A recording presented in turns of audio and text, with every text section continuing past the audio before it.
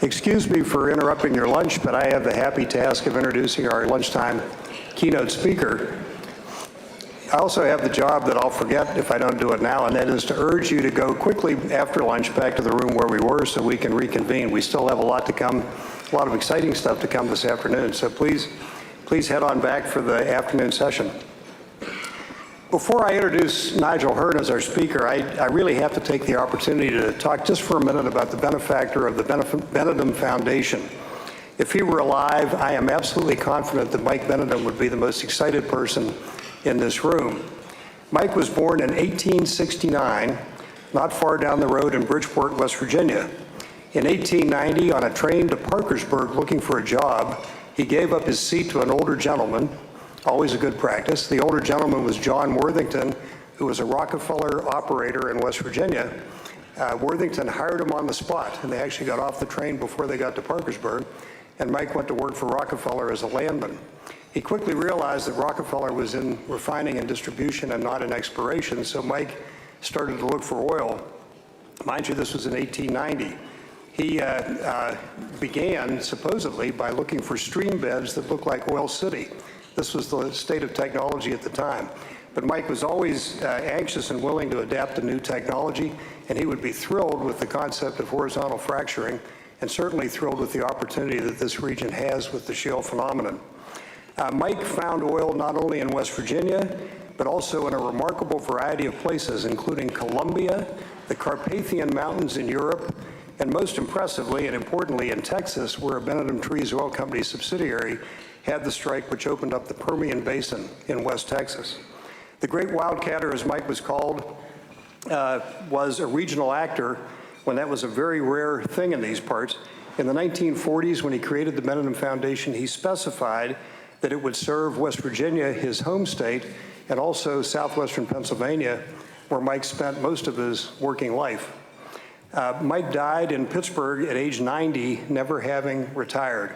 I was telling Nigel Hearn, our speaker, that Mike was ready after the Second World War to go to China. He had an arrangement with Chiang Kai-shek, and the Communist Revolution kept him from, in his 80s, exploring for oil in China. As Mike Benedum's story shows, the oil and gas industry has been international from the start, and Nigel Hearn comes to us from the United Kingdom. Nigel earned his bachelor's in mechanical engineering at the University of Sussex and his master's in engineering management from the University of Glamorgan in Wales. He joined Texaco at the Pembroke Refinery in Wales, moved to Chevron's El Segundo Refinery in California, became vice president of downstream strategy for Chevron's Strategy, Technology, and Commercial Integration Unit, then became general manager of the Richmond Refinery before becoming the vice president of Chevron's Appalachian, Michigan Strategic Business Unit in 2013. And that unit is part of Chevron's North American Exploration and Production Company. Nigel understands what we've talked about all morning. Lasting prosperity flows to the places where value is added to a raw material. He also understands the need for workforce development, and under Nigel's leadership, Chevron has committed $20 million to education and workforce development programs across the three-state region, which you'll hear more about this afternoon. Chevron also is one of 4 corporations partnering with environmental entities in the Center for Sustainable Shale Development. As most of you know, CSSD has its critics, among some in the environmental field and some in industry. The Benedum Foundation believes that criticism from both camps is a testimony to the sincerity of the CSSD effort as a means of developing and adhering to best practices in hydraulic fracturing. We support CSSD because we believe it is a very genuine attempt to advance practices which will reduce the negative consequences of fracking. Chevron has been independently certified as meeting the CSSD standards in its work. In a short time, Nigel has gotten a lot done in this region. The one thing he has not done, thankfully, is acquire a Pittsburgh accent. Please welcome Nigel Hearn.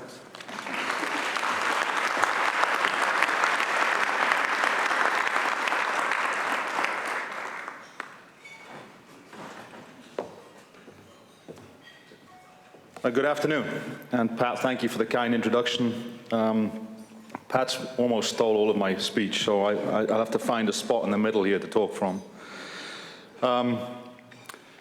I'd like also to thank Senator Manchin this morning for his comments around the future opportunity and vision for the region. I'd like to thank Vision Shared, the Benedum Foundation, the Allegheny Conference on Community Development, and Team NEO for bringing us together in this first collaborative summit to launch a critical cross-border discussion.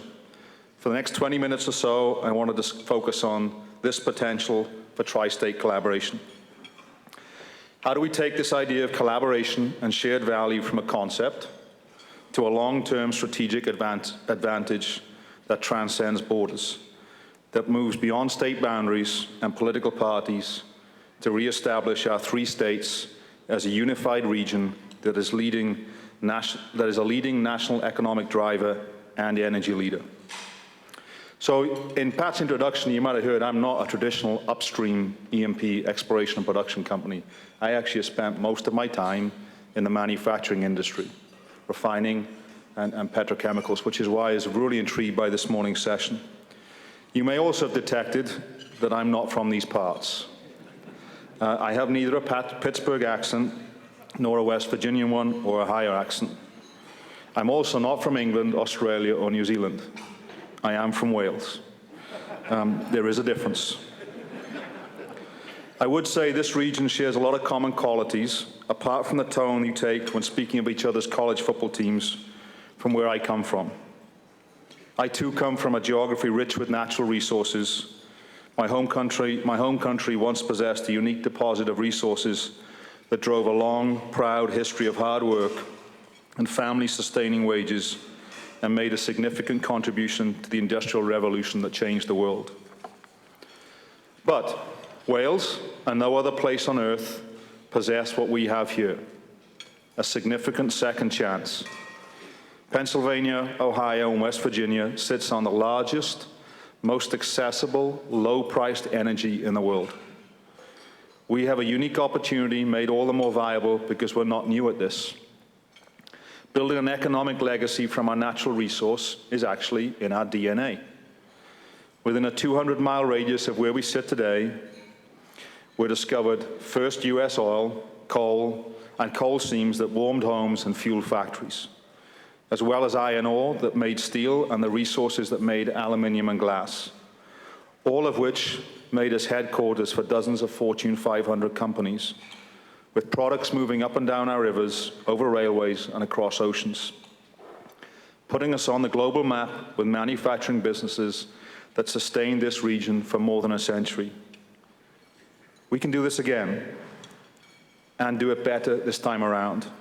Shale is a potential game changer. It's an opportunity with significant implications for future U.S. economic growth, the global competitiveness of the U.S. industry, and U.S. energy security dynamics. So what's our next steps? We have three potential paths. We can stall and debate our direction and lose the opportunity to other parts of the world.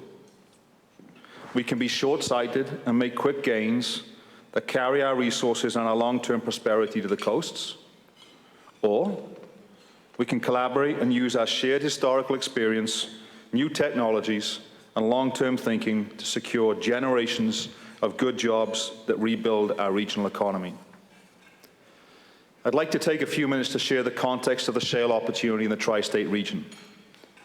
Unconventionals, like shale gas, have taken North America from a secondary player with 7% of the world's recoverable conventional resource to a leadership position with 23% of the world's recoverable total conventional and unconventional resources, and roughly 62% of North America's conventional and unconventional gas resource reside in the US alone. Over the past decade, the production of natural gas from shale increased from 2% of the total gas production only a decade ago to nearly 34% today. At current rates of production, this equates to more than 95 years of reserves to production ratio. Production of natural gas from shale from the Marcellus and Utica is projected to grow at an annual rate of 15% between 2012 and 2025, more than offsetting declines in other sources of natural gas production. And beyond the economic growth benefits are the geopolitical implications. As U.S. production of both shale gas and tight oil surges, the gap between U.S. imports and exports is closing, and with potential new export opportunities on the horizon. The U.S. is poised to become the world's largest producer of natural gas, and unconventional gas will be critical in reshaping natural gas trade flows.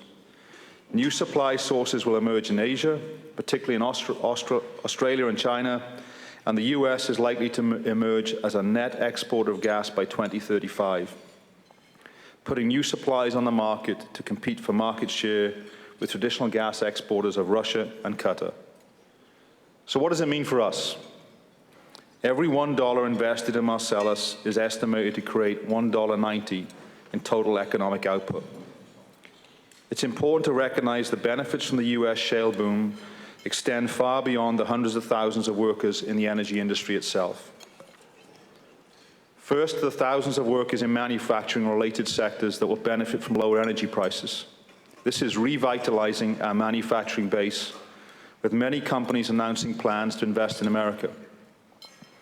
And if we make it attractive for them, many will set up shop here in Pennsylvania, Ohio, and West Virginia, putting us in a unique position to benefit from and contribute to the economic growth and energy independence of this country.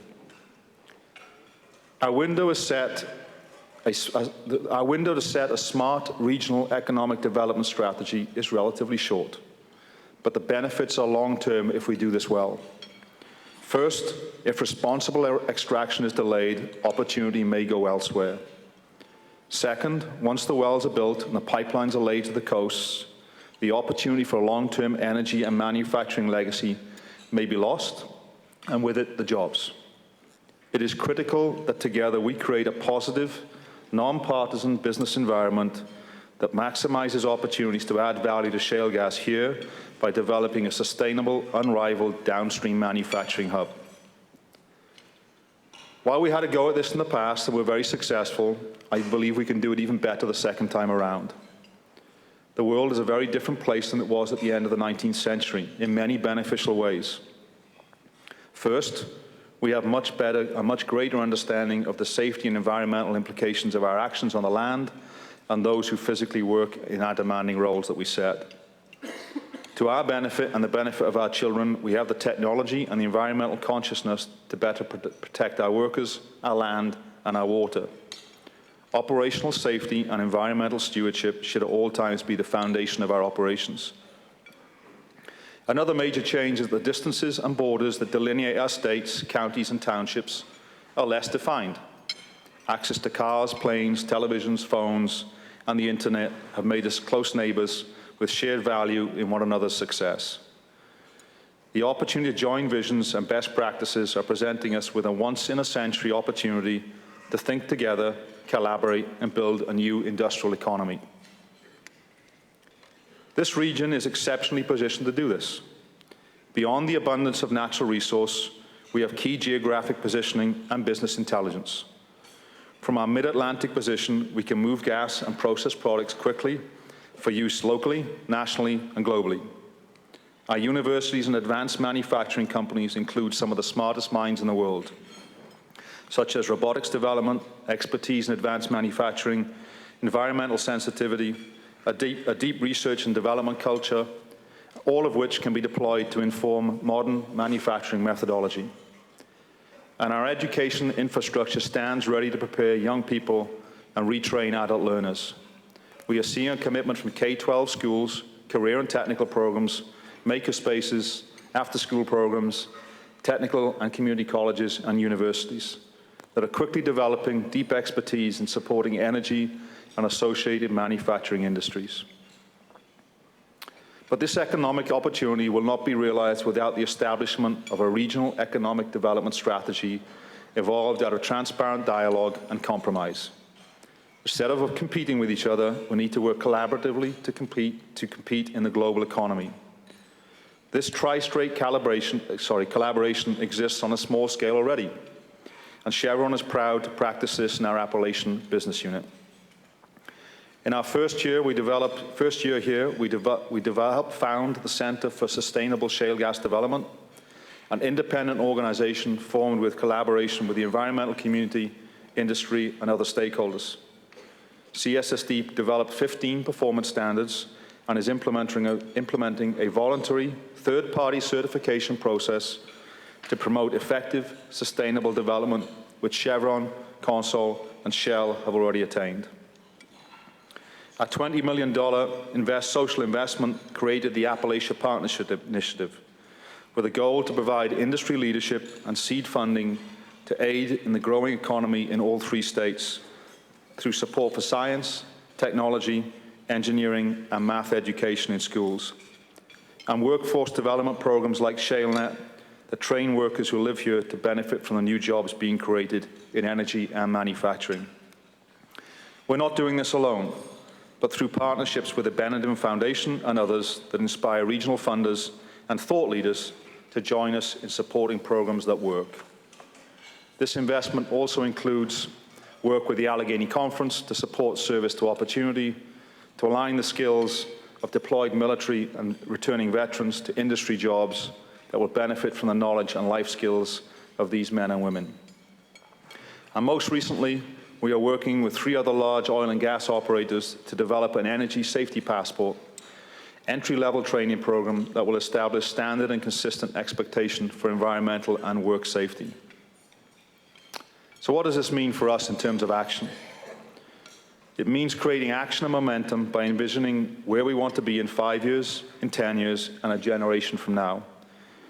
It means understanding that smart business decisions require compromise and a willingness to accept short-term trade-offs in exchange for long-term sustainability. Never in safety or environmental stewardship, but in open-minded discussions about regulation, global competition, and providing value to every resident of our operating communities. So in closing, I wanted to share a personal moment with you.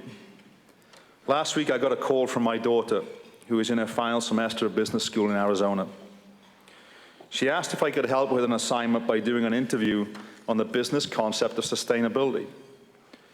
Of course, I said yes. This is about 10:30 or 11 o'clock at night, our time, and asked what she wanted to know and by when. Well, firstly, she needed it by tomorrow morning. Secondly, she said, I'd like you to put some questions together and some responses and send them back to me. To which I said, when I remember going to school, that's not how assignments work. But it did make me think about how I would answer some of her questions. So I looked up sustainability and what it means to others, where I read about the concept of the triple bottom line. The triple bottom line lays out 3 pillars of sustainability in operating business: social, environmental, and financial, instead of the more traditional 2-pronged focus of profit and loss. In helping with this assignment, it suddenly struck me. That is our opportunity. That is what we're trying to do. That is what we're actually doing.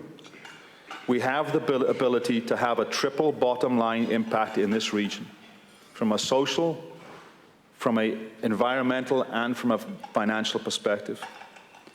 I'd ask you to think that the roles we all play in making responsible decisions that rely on private, public, and governmental partnerships that deliver responsible economic opportunity for all, and for the long term. Making sure that we can turn each of those into some form of triple bottom line impact. You heard it this morning. The value-added ratio of the resource opportunity is in excess of 20 to 1 and $5 billion. I challenge you that the action and collaboration should start today. This is a very unique forum to provide that triple bottom line impact I think we all could have. Thank you very much.